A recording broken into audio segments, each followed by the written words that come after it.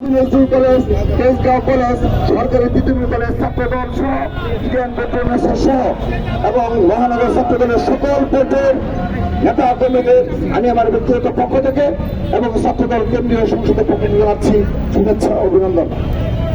এই তীব্র রোদকে উপেক্ষা করে যে সাংবাদিক বৃন্দ যারা আপনারা এখনো আমাদের এই অনুষ্ঠান সফল করার জন্য কষ্ট করে যাচ্ছেন, আপনাদের প্রতি কৃতজ্ঞতা জ্ঞাপন করছি। প্রিয় উপস্থিতি, বিগত 7 মাসে আইন শৃঙ্খলা পরিস্থিতি অবনীত হচ্ছে এবং তারই ধারাবাহিকতায় সারা দেশে নারীদের প্রতি নিপীড়ন, নির্যাতন, ধর্ষণ সহ সহিংসতার যে নিউজগুলো আমরা প্রতিনিয়ত পেয়ে যাচ্ছি তাতে ছাত্রদল মর্মাহত, ব্যথিত, আমরা ক্ষুব্ধ হয়েছি। আমরা বিগত সময়ের শুরুতে এই অন্তর্বর্তী সরকারের নির্দলীয় সরকারের শুরুতেই আমরা তাদেরকে সমর্থন জানিয়েছি বারবার এবং তাদের সকল কর্মকাণ্ডে আমরা নিঃশর্ত সমর্থন জানিয়েছি। কিন্তু দেখা যাচ্ছে যত দিন যাচ্ছে তত বেশি নারীদের প্রতি অত্যাচার, নির্যাতন, ধর্ষণ, নিপীড়নের যে সংবাদগুলো আমরা পাচ্ছি তাতে ছাত্র সমাজ শঙ্কিত, সাধারণ জনগণ শঙ্কিত হয়েছে। আমরা এই ধরনের পরিস্থিতি চাইনি, এই পরিস্থিতি কোনোভাবে কাম্য নয়।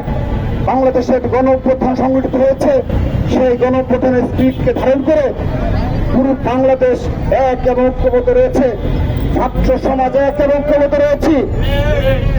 কিন্তু আমরা লক্ষ্য করছি দিনের পর দিন এই নারীদের প্রতি সহিংসতা বৃদ্ধি পাচ্ছে, নারী নিপীড়ন বৃদ্ধি পাচ্ছে, ধর্ষণের ঘটনা বেড়েই চলছে। কিন্তু আমরা গতানুগতিক ধারায় যে বক্তব্য, সেই বক্তব্যগুলো সরকারের নিকট থেকে শুনতে পাচ্ছি।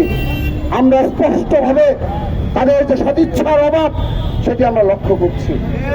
আমরা আবারও বিনীতভাবে অনুরোধ জানাচ্ছি, ইতিমধ্যে আপনারা লক্ষ্য করেছেন ঢাকা বিশ্ববিদ্যালয় সহ বাংলাদেশের সকল শিক্ষা প্রতিষ্ঠানের আমাদের বোনেরা, ভাইয়েরা রাজপথে নেমে এসেছে।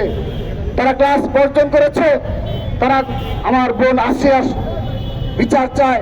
আমার বোন আসিয়ার যে ধর্ষণের শিকার হয়েছে সেই ধর্ষণকারীদের প্রতি দ্রুত বিচার নিশ্চিত করার দাবি জানাচ্ছে। তারা বাংলাদেশ থেকে নারীদের প্রতি নিপীড়ন, সহিংসতার অবসান চাচ্ছে। আমরা বাংলাদেশ জাতীয় ছাত্রদল আমাদের এই ভাই বোনদের প্রতি সর্বাত্মকভাবে সমর্থন জানাচ্ছি। তাদের সকল কর্মসূচিতে ছাত্রদলের সকল পর্যায়ে নেতা কর্মীরা অংশগ্রহণ করছে। আমরা তাদের প্রতি সমর্থন জানাচ্ছি এবং আগামীতেও আমাদের এই বোন আসিয়ার ধর্ষণকারীদের বিচার সুনিশ্চিত না হওয়া পর্যন্ত আমাদের বোনদের সাথে, ভাইদের সাথে আমরাও রাজপথে রয়েছি এবং ছাত্রদল এককভাবে, আলাদাভাবে রাজপথে সর্বাত্মকভাবে থাকবে।